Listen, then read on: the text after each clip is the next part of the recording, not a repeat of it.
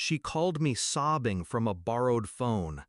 "I don't have my passport," she whispered, voice trembling. "They left me, Mom. They left me." I didn't ask who. I already knew. It was supposed to be a family trip. My parents, my brother, his wife, and their two charming little sociopaths, my niece and nephew.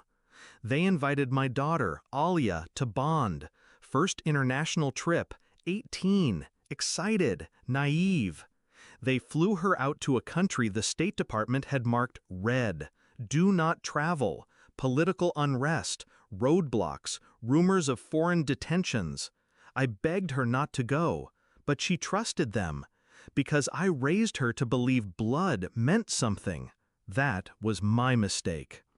I knew something was wrong the second I saw the timestamp. Her last text, "We're going to the bazaar. Don't worry if I don't reply for a bit. Heart." That was 3:08 p.m. At 9:31 p.m., my nephew posted a video. He and his sister were laughing, hysterically, on the plane. The caption? "She freaked out. You should have seen her face." Heart. Behind them, 5 empty seats, and Alya's backpack under their feet. I didn't panic. I wired Alya money, found a contact through an NGO, got her safe, lodged, and on the embassy's radar. But I never let her hear the rage in my voice. "Just breathe, baby," I told her. "You're not alone. You're just temporarily misplaced." She didn't ask me to fix it, but she's my daughter, and I don't forget abandonment. Flashback.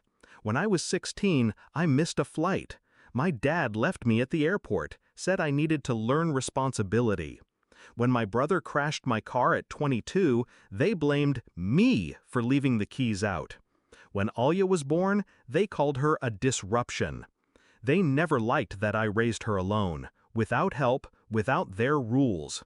But they knew she was my everything, so they hit me where it would bleed longest.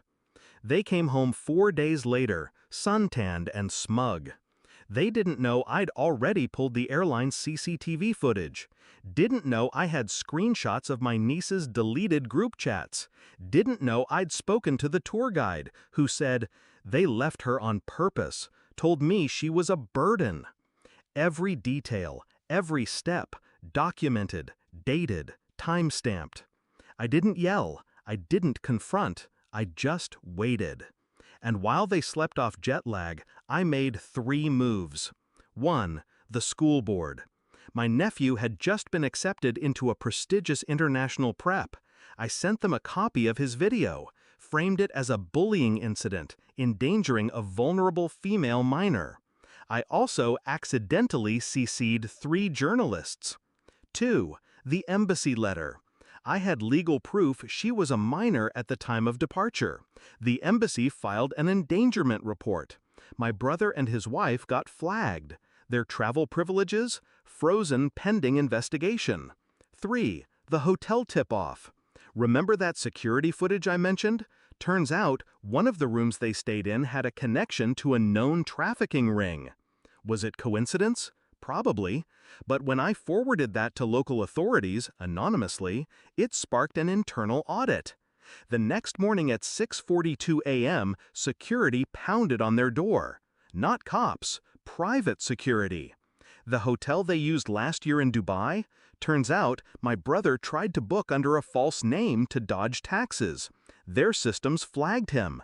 And when you lie in the UAE, they don't knock politely.